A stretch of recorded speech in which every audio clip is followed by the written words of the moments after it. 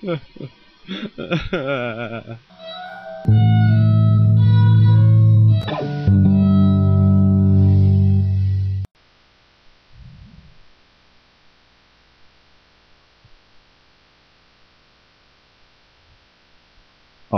Flying Jester here once again, and I'm going to look at the emulator called Yabause today.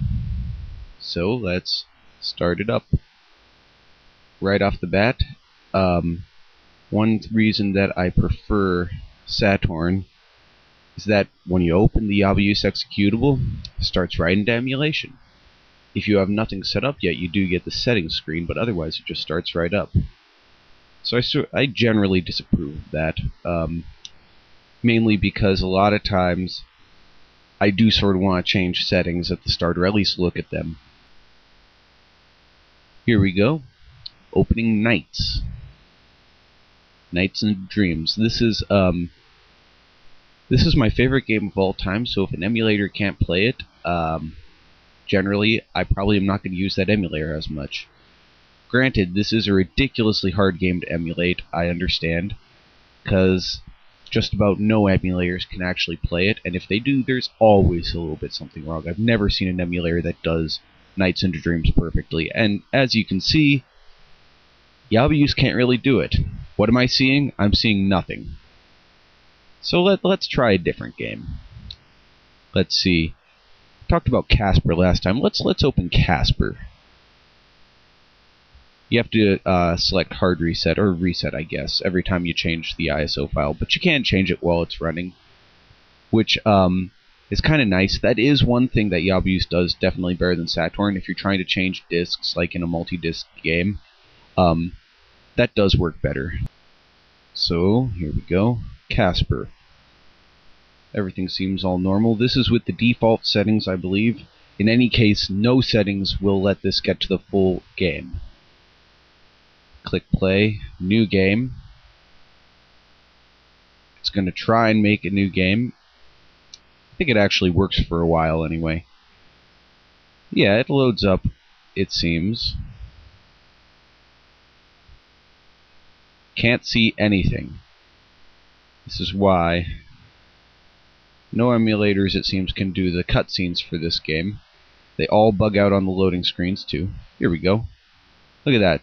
Unlike Satourne, I can actually read the words. Everything else is still freaking out. Let's see. Opening this door, I believe, will freak it out. Press B. Oh, it could go through. Oh, this is working better than normal, guys. It always freaks out, though. Probably just going to skip to the part where it freaks out so you can see what it looks like. There we go.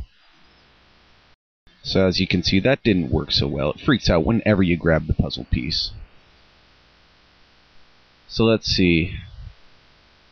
That's the thing. Yabause, generally speaking, is just a slightly less reliable version of less reliable than Satourne.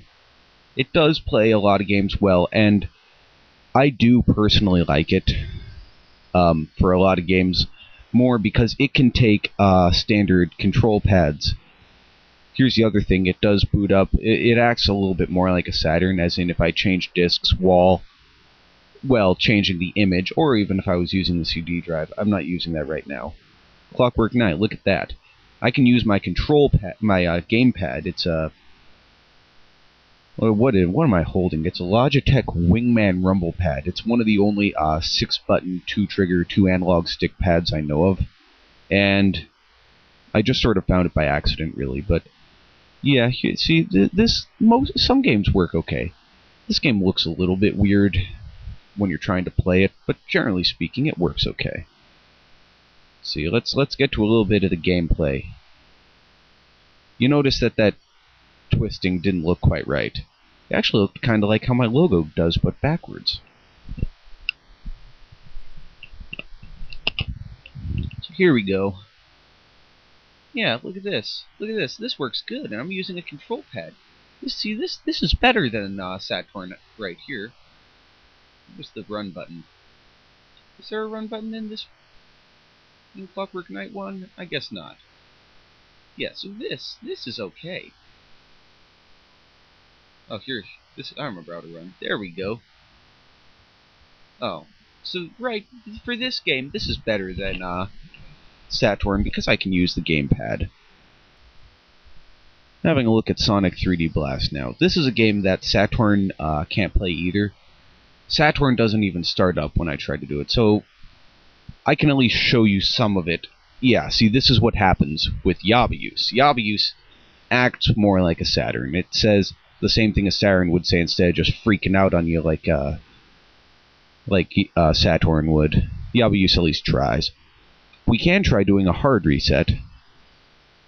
I think it'll show something a little different this time.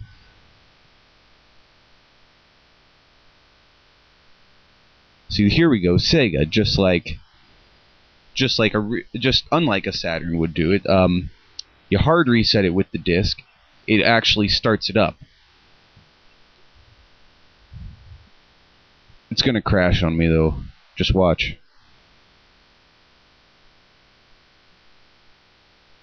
The opening actually plays very smoothly. I'm getting 60 frames per second. That's uncommon for any game on any emulator. It doesn't look like 60 frames per second, but at least that's what it thinks it is, so... I don't know, maybe this is exactly what it looked like on the Saturn. I don't remember exactly. So this actually, at the very least, this is probably what Yabause does the best. It shows you the intro cutscene to Sonic 3D Blast. Press start. Pretty soon here. I don't know if I actually have to start a game or what, but it's gonna crash. It's taking an awfully long time here. Here we go. I don't know what this looks like in Fraps, but this is crashed in Yabause.